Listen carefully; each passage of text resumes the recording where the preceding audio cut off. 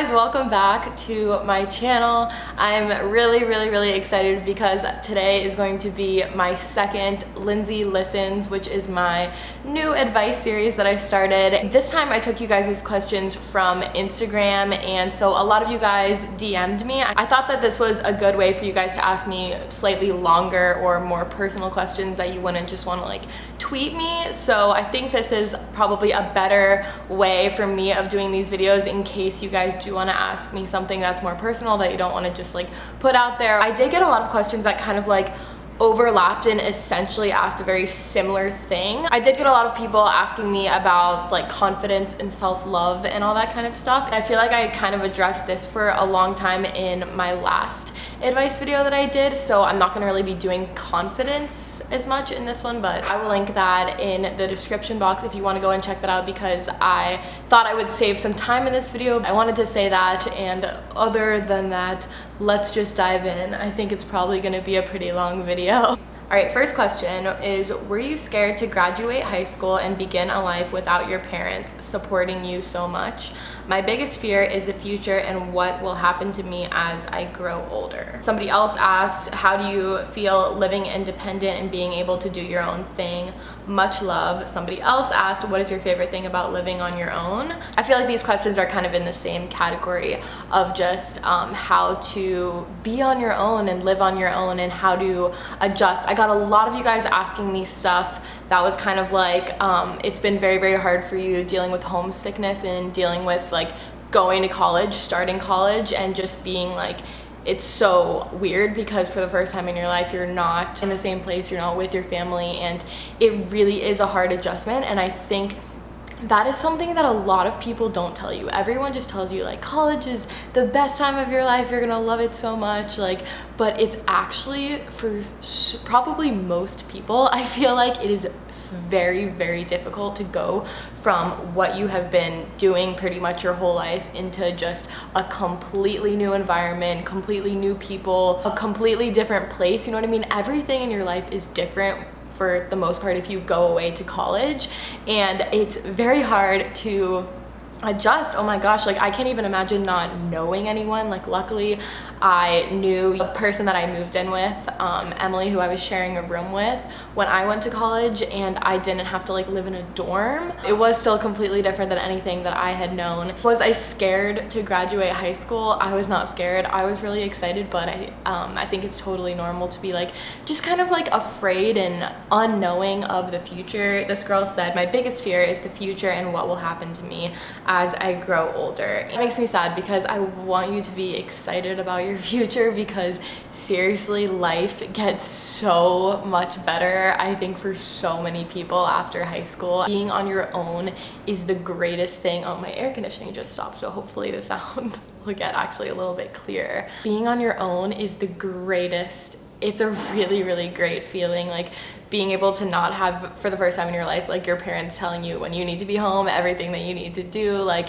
I really thrive on it, and I like it. I like being in charge of myself and what I'm doing, so I think you should be excited. Take it as like you're in charge of your life. You're the only person that's in charge of your life and your happiness, and like what you're gonna be doing that's gonna make you, you know, the happiest person. As for beginning your new life without your parents supporting you so much and being worried about that, I mean, I really would just say that's something that happens when you move out, when you grow up. Like it's gonna happen someday, so why not just like put on your big girl shoes and let it happen, because it's gonna happen someday anyway. As you can tell, I'm not doing names in this video just because I don't know if everyone would want me to say their usernames in an advice question, you know what I mean? So this question is, how do you manage to be so independent and not homesick at all? I'm going to college next year and I think I might struggle with that. And then another girl says, how do you deal with homesickness?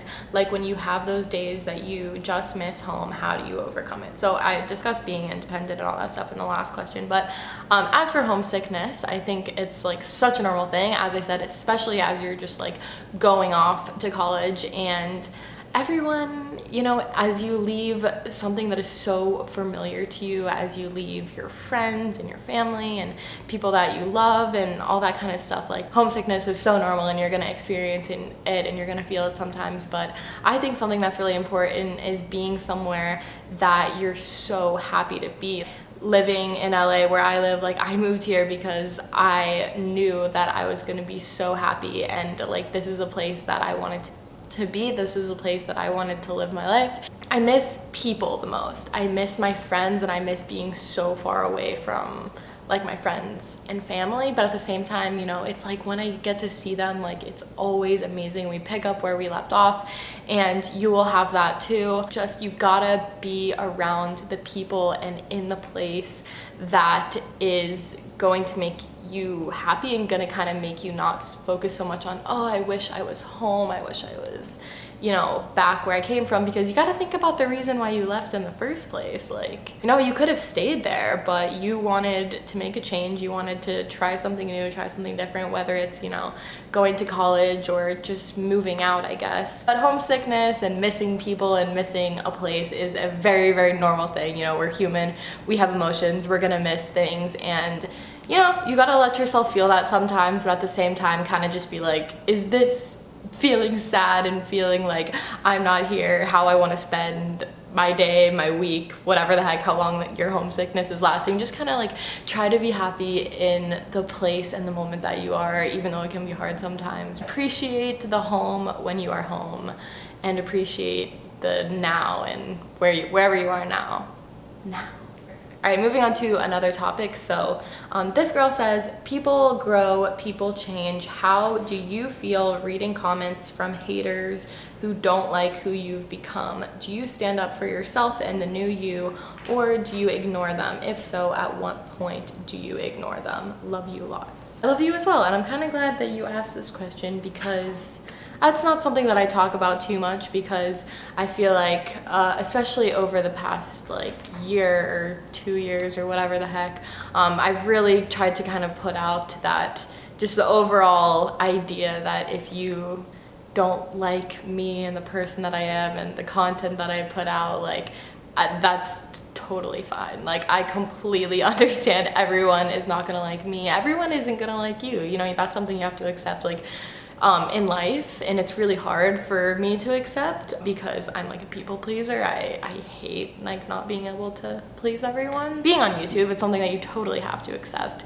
and so I've tried to kind of just say multiple times, if you don't like me and you don't want to watch me, then please don't. Please go find somebody on YouTube or somebody in real life or somebody out there that you enjoy like what they do and you enjoy them as a person, and please like go watch or do something that makes you happy. And you know, if I make you mad I wouldn't want you watching my videos, you know, because it's just, what the heck is the point of that, you know what I mean? As she says, how do you feel reading comments from haters who don't like who you've become? Do you stand up for yourself? How I deal with, I don't know, negative comments is, if the comment is just unnecessary, in my opinion, like rude, it didn't need to be said, it's not adding anything, like, and I see it, then I will delete the comment, because they're my comments. I think I have the right to do that.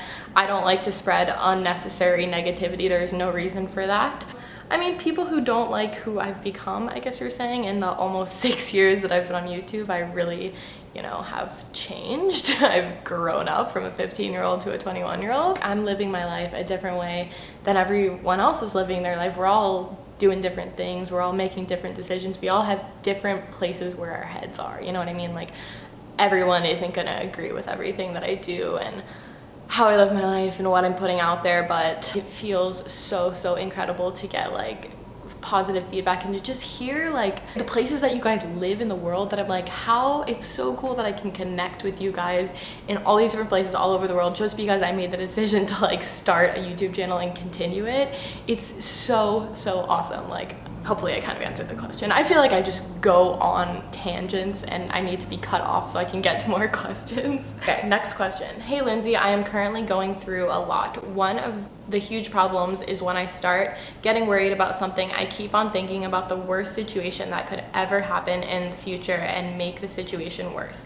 I spend all my time worrying when I can't do anything. I know that this is bringing me down, but I don't know how to fix this. Do you have any advice? Okay, this is something that I feel like I can speak on because I am a worrier. I think it's important to acknowledge that that's just sometimes our natural instinct to worry, but also like worrying just makes things worse. It really, really does. And it's so hard to not do it, but you are not going to get anywhere by worrying about the worst situation that could happen, because that is what you're putting your focus into. That's what you're putting all of your, headspace into, and that is not good. You have to really just be like, everything is gonna work out for the best. Even if something bad happens, later on you will realize that it was making way for something good to happen. Like, that is something that is really hard to accept, that I've kind of thought of recently, is like, when people and certain things leave your life or something bad happens, yeah, it really sucks in the moment, and you're like, why did this happen to me? Like, this is exactly what I was afraid of. This is what I didn't want to happen. But over a little bit of time, I think that most of the time we see that certain things needed to leave our life and certain things needed to happen because it led us to something else, or it led us to someone else. It's all a part of life. Like, things are just flowing, things are gonna leave, things are gonna come, bad things and great things are gonna happen, and there's no use worrying. There really isn't, because it's not gonna make anything better, putting all of your focus into exactly what you don't want to happen. So really just try to tell yourself that when you get into this like spiral of just like worrying terrible things, like, you gotta just like kind of try and stop that and focus your mindset on the good and the positive, or at least just like not on the bad, This is a message from a girl, and she says, things are really tough right now. There's not a particular reason I'm depressed. I just kind of am. Do you have any advice on becoming a more positive person? I do get people telling me about their depression and their sadness, not only when I ask you guys for your advice, but just, in person or in DMs on Twitter or something like that. I would just want to be able to give you the biggest hug in the whole world whenever I hear something like this, that you guys are depressed or self-harming or something like that, because I literally just want to like wish I could fly to you and just like give you the biggest hug in the whole world, just talk to you for hours about everything that's going on. But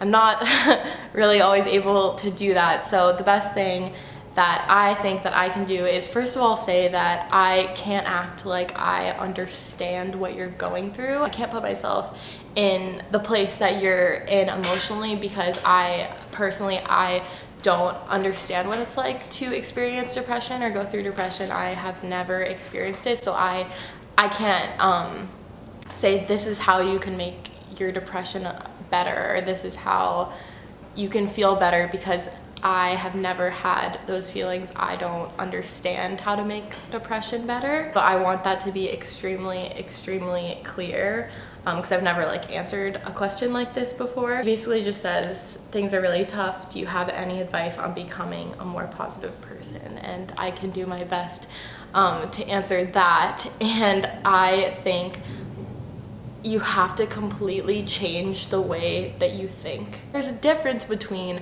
a negative person, a normal, like living person, and a positive person. You have to tell yourself, like, I am making this change. Like, I am going to change how I talk. I'm gonna change how I act around people. I'm gonna change how I'm gonna think about myself. I'm gonna change how I'm gonna think about everything in general. It's a very, very big life change. You can do it gradually. Just think about how you want to live your short life on this earth, because we legitimately never know when it could end. And I think it's so important to live your days happy and doing things that make you happy, being with people that bring you up, because your life is meant to be awesome. Like, why were we put on this earth?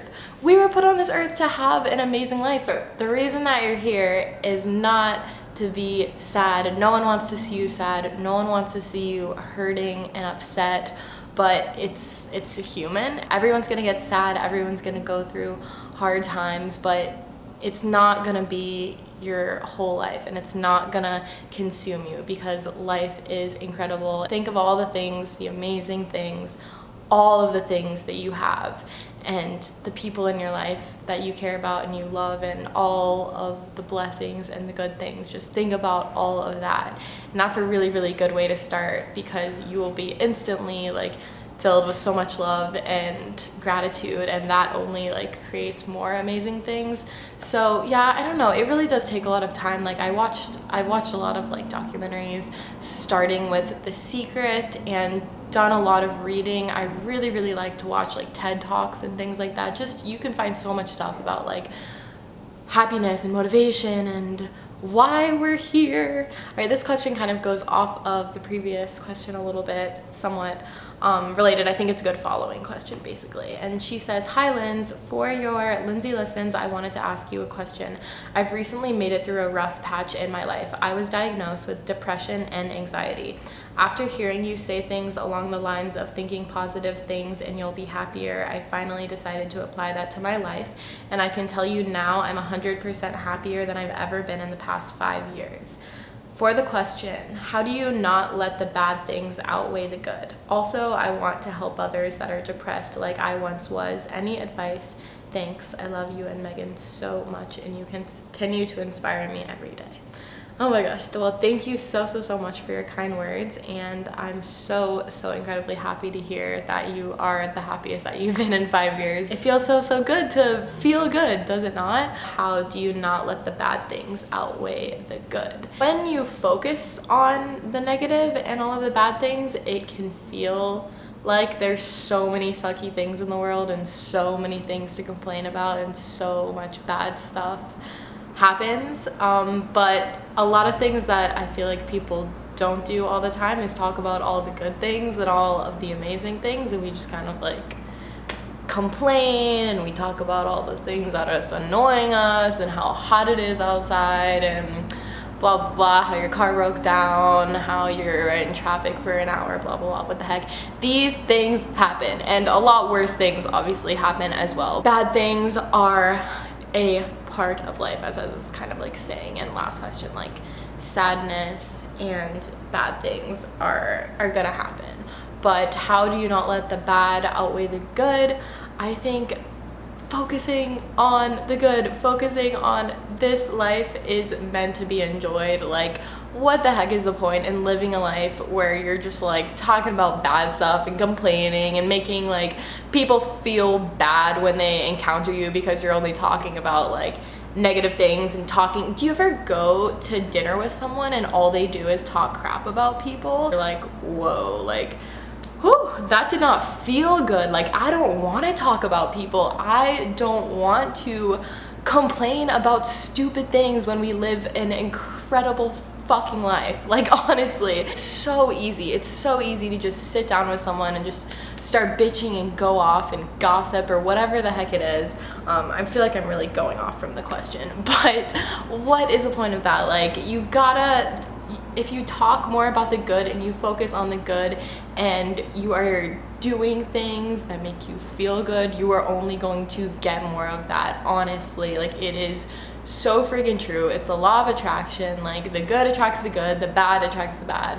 How you think, how you act, the actions that you like do, and the way that you interact with people, it all comes back to you.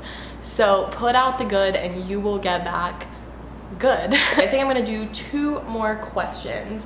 This one is, I don't know if you've ever had to deal with this, but I'm in high school and I really like this guy who is graduated and 3 years older. He parties and he's much more experienced than I am because he's a bit older. I like him a lot, but I don't want to change who I am because he's already done stuff like drinking, sex, etc. And I'm not necessarily ready for all of that, but I want to be with him. How do I stay true to myself, but at the same time let myself be happy with him?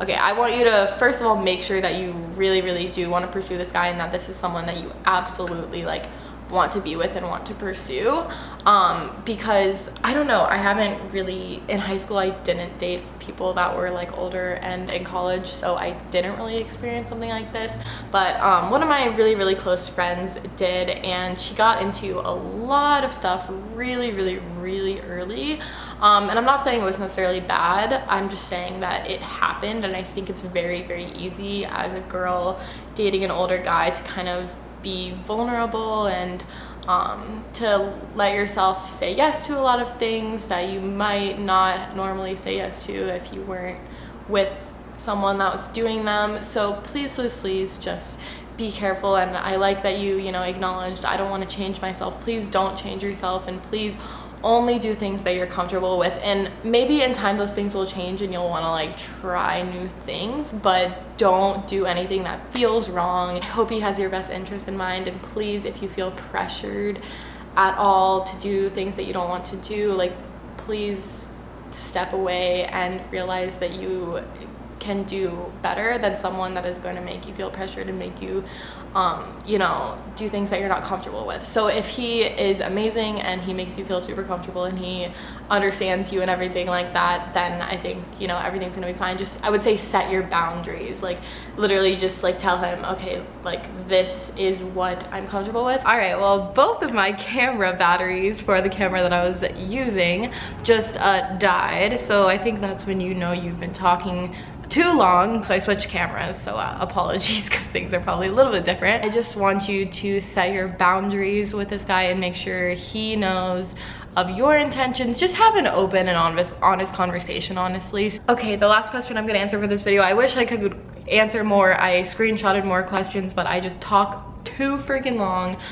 But I think this is a really good like ending question that could hopefully help out a lot of you guys. So, hey Lindsay, I'm 20 and in a college near my home. It's my second year, but I'm having a really hard time. I have no idea what I want to do with the rest of my life, and I don't even know if I like my major. All the stress is piling on me and I am so unhappy. I'm sad or crying or anxious like 80% of the time, and the only time I'm not is because I've recently exercised. That's the only thing that saves me. I'm starting to feel like I have no purpose, and I know that's silly and that everyone does, but I can't help but let that thought creep inside my head.